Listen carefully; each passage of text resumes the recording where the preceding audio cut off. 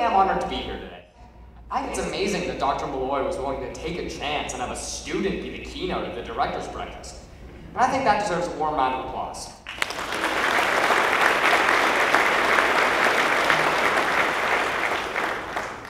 So, when Dr. Malloy asked me here today to share my perspective on student engagement, it got me thinking.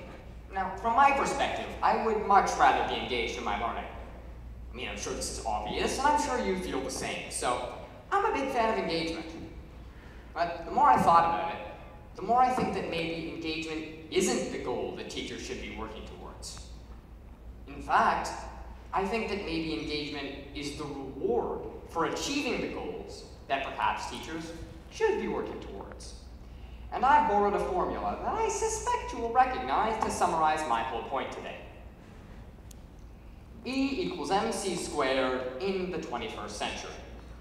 For our purposes, E stands for engagement, and it should be viewed as the product of the two variables, M for motivation and C for connection. Connection is squared because the necessary connections are between both teacher and student and between teacher and administrator. Also, according to the order of operations, one has to solve the exponents first, and without connection, motivation can't be there.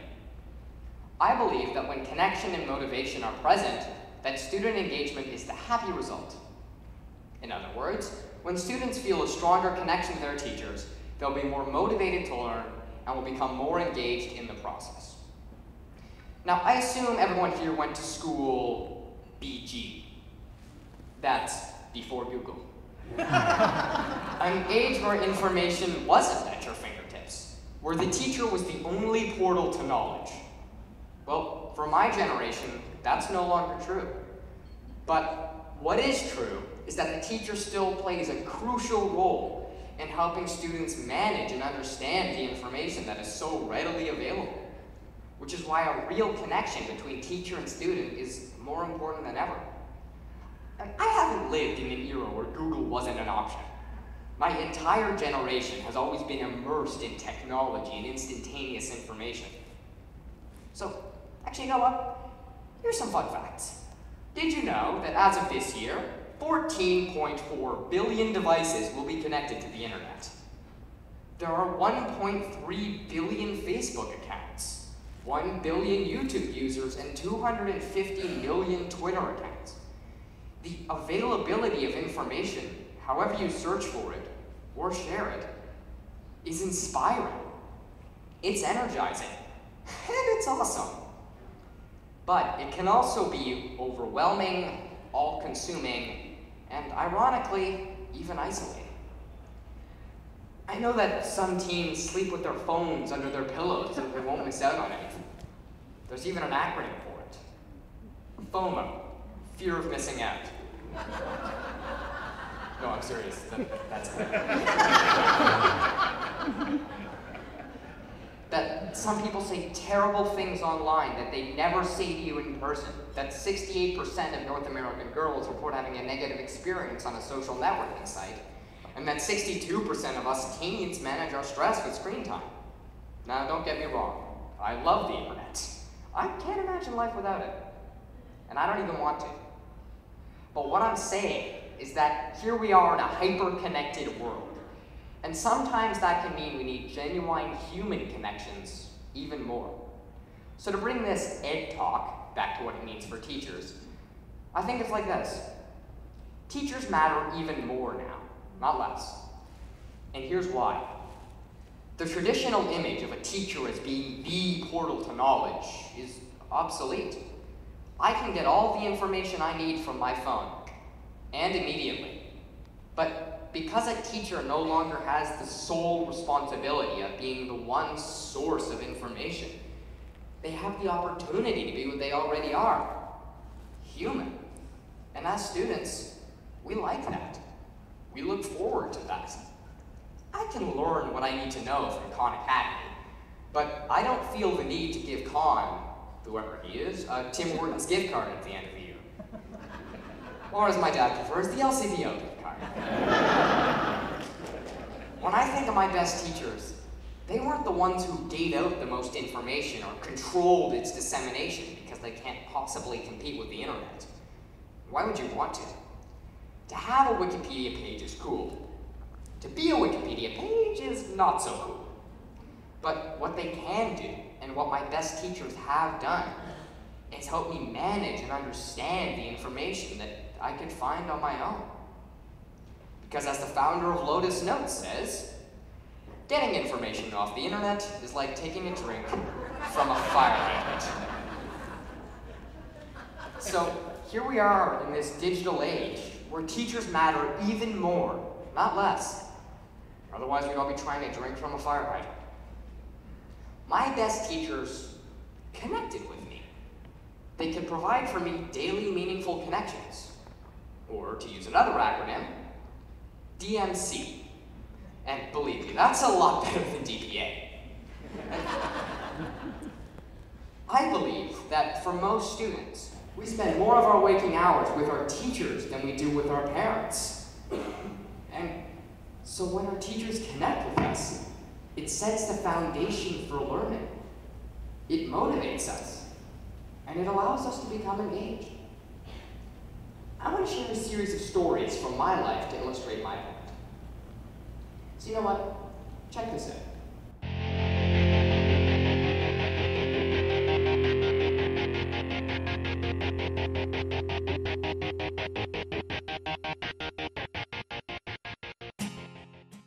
That is my freestyle skiing coach, James. And I want to tell you a story about him. You see, James knows that I'm not very good at freestyle compared to the others in the class. He doesn't care. He likes when I spew out fun facts and when we talk about things other than freestyle. And when he asks that I try a new trick, I do so without any qualms whatsoever. Now, why do you think I do this? It's because I see him as a mentor, an ally, more than just a superior. It's because I feel a connection. He found a way to connect with me, the person, not just me, the skier and student. Now, this culminated at the year-end banquet. And as I said, I'm not athletic. So when James called me up to the podium, I was really surprised and confused until I saw it. That's the real award, I'm serious. That's what I received. There's the proof that James understood my strengths and focused on them, rather than narrowing his vision to just his field. And it's because of this meaningful connection that I continue to try my best at freestyle skiing. I'm motivated, and I'm engaged. And now I want to talk about someone who is in this room, Madame Rodney Bartels. And she was just amazing. Basically, she was the Dumbledore to my Harry, the Gandalf to my Aragorn, the Obi-Wan to my Luke. She would invite me to have coffee chats with her during recess. I brought orange juice. And we would talk about school and things that I thought could be different and our interests. And it was very nice. In retrospect, I suspect she knew I was ready to lose my mind sitting in a classroom. I suspect she knew I didn't feel connected. And she didn't try to engage me in my lessons. But because she connected with me, that was the end result. I started to care about school again, just because she took the time to get to know me. Now I'm going to switch gears again, and some of you may recognize this guy. Now, he is the most handsome person you will ever see.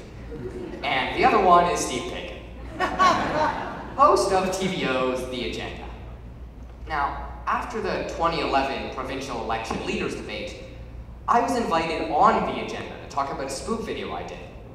And I can safely say that Steve Paikin is one of the nicest people I have ever met. He took the time to connect with me on the busiest day of the year for him. I mean, really, he had 3 times as much work that day than he had any other day of the year. And he still spent time with me and got to know me. And I have proof of this. Okay, I wanted, because I couldn't help but notice at the beginning of that you spoofed the moderator of the debate a little bit. Yes, I did. Yeah. Do you want to tell me how you kind of figured out what to do for that? Well, I actually had to watch the videos of the moderator, you, over and over and over again so that I could get your mannerisms down. So I noticed how you always have one hand on your leg and your other hand is out here. Geez, I'm doing it right now. I didn't even notice that. Okay. And you also have the talent that I have. You've got the eyebrow. I know. You can do that thing with the eyebrow. That's pretty good. Okay. Do you know one other thing you and I apparently share in common? Two others, actually. One, we both have great hair. And two, we share the same birthday. We share the same birthday. That is amazing, Sam. Mm-hmm.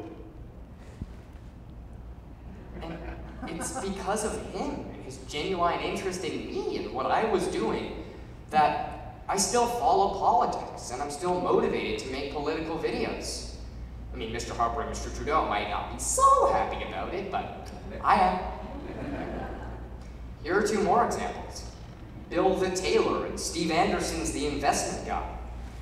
Bill let a 10-year-old me use the bathroom in his high-end tailor shop in Westdale one day after I'd eaten too much fruit before my walk home. Damn you, nutrition program. Anyway, since that chance encounter, we started talking and discovered our mutual love for jokes and puns. And I began to visit regularly. Now, I'm not saying that I know how to run a small business because of time spent telling jokes with a shopkeeper, but I do have a better understanding of how hard they work. And I also feel like I have a better understanding of what to wear. I know Steve Anderson's, also known as Moneybags, from skiing. Now, Steve has 3 daughters of his own, so believe me, he's a pretty busy guy. But he always takes the time to ask me about my comedy and what's going on in my life. I once mentioned to him that I loved his scarf, although others had been teasing him about it. And the next week he brought me a present. A pure Scottish lamb's wool scarf from Harry Rosen. Just because I said his was cool. Bill the tailor would be so proud. Anyway, since I knew he managed money for a living, and since I felt I could trust him, I asked if he would manage or invest the money that I'd made so far. And he said that he wouldn't do that until I'd proven to him that I'd learn more about how to manage my money myself. And he warned me not to trust others with my money, that I really need to understand how to control it. And this made me trust him so much more. And if I ever do make it big, he's the guy I'll go to for financial advice. And finally, there were my classroom teachers. Now, I've been in school for 10 years, and I've had lots of teachers.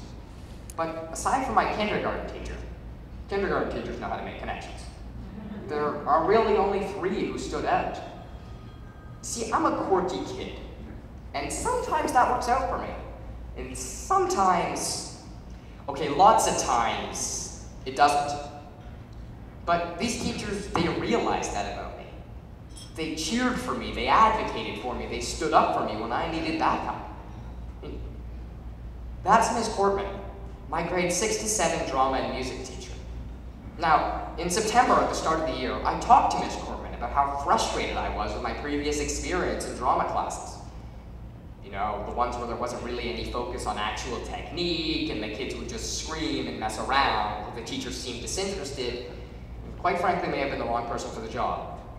Now, what really impressed and motivated me about Ms. Cortman was never once in the entire year did she let that happen. She gave me opportunities to follow my interests. When I asked her about leading an acting workshop and if that would be possible, she set it up so that twice a month kids would come to the auditorium and I'd talk to them about acting. She's the whole reason I ended up going to OELC leadership camp in Aurelium for drama, when just about everyone else who goes for athletics. She even called the camp and got me a spot. My grade 7 English teacher, Miss Brannigan Pipe, she would always ask me about what I was interested in learning about. And if it fit the curriculum, she did it. What's more, is she was invited to be a guest on the agenda. And when she found out, she came to me and asked me for advice on how to deal with being on the show. For an adult to ask and actually care about my advice really made me trust and respect her all the more. And at the start of my grade 7 year, in core class with Miss Brown, I've got to be honest, I was not a good student. I was messing around all the time, and what she did was, she talked to me. she really talked to me, and she gave me a second chance. And it worked. I turned my behavior around without becoming a lifeless mute. And I can always count on her to stick up for me if I need it. All of these teachers connected with me. The real me, not just the get-to-know me essay in September. I could tell they weren't just going through the motions.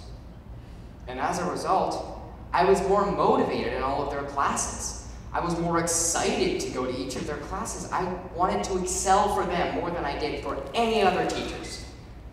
In short, I was more engaged, all because they took the time to get to know me. So this is me, connected in my world.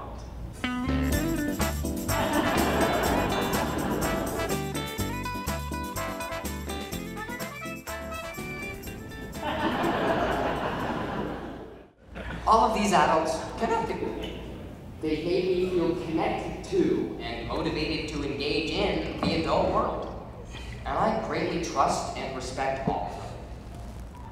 Now I want to try something. Could you all stand up, please?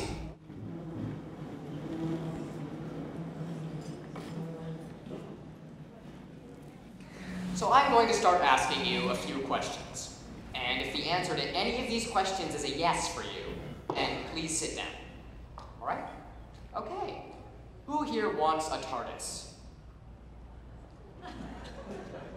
All right, I had a whole Ferris Bueller joke lined up there. That's good. Who here has read some of J.R.R. Tolkien's books? All right. Who here reads comic books, plays video games, or rocks at Scrabble?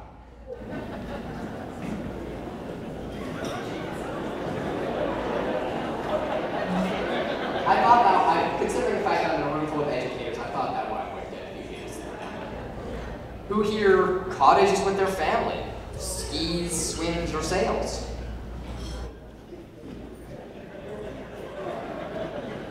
Who here has been to Australia, Europe, New Zealand, or Japan?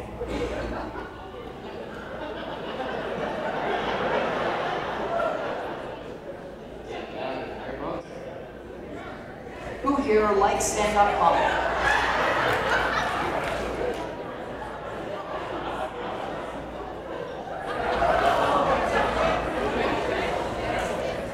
Wow. Okay. Do either of you like to cook or to enjoy a good meal?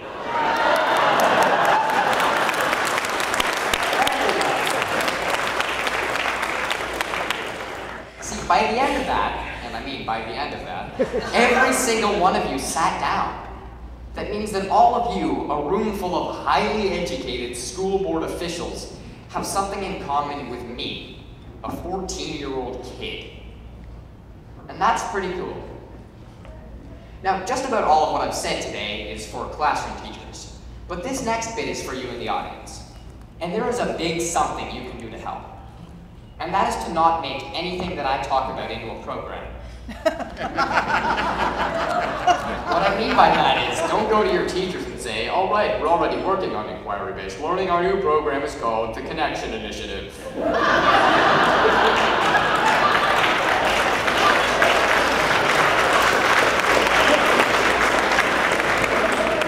Don't give them a checklist of questions to ask in order to establish a connection. Don't no line graph showing connection trends in recent years. No.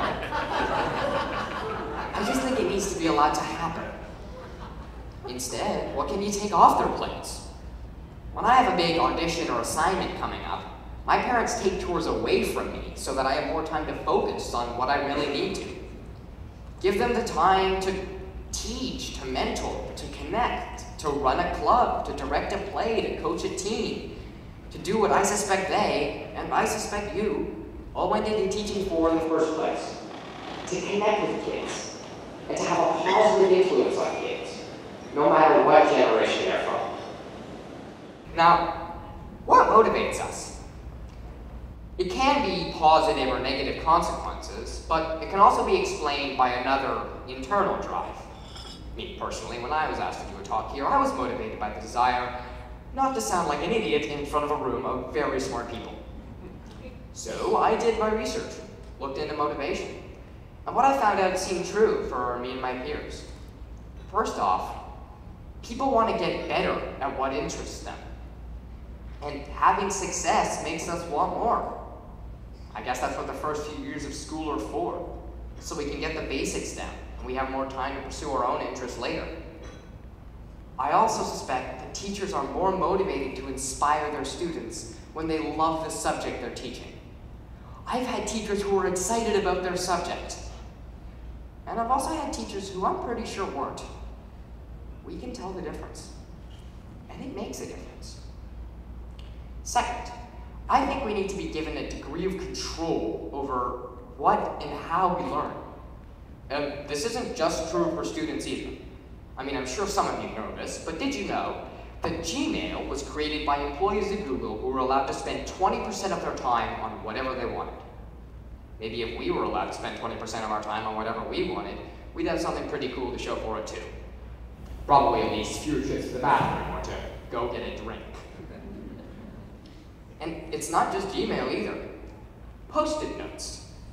Yeah, every chart paper's best friend came out of the employees at 3M who were allowed to spend 15% of their time on whatever they wanted.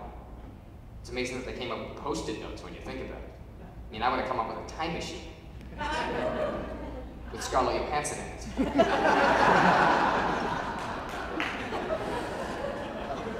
But seriously, an example is the students who used Minecraft to build a development plan for the north end of Hamilton. How cool is that? I suspect those kids were motivated to come to school every day. And I bet their teacher was too. And I bet they wanted to do what they were doing because it mattered.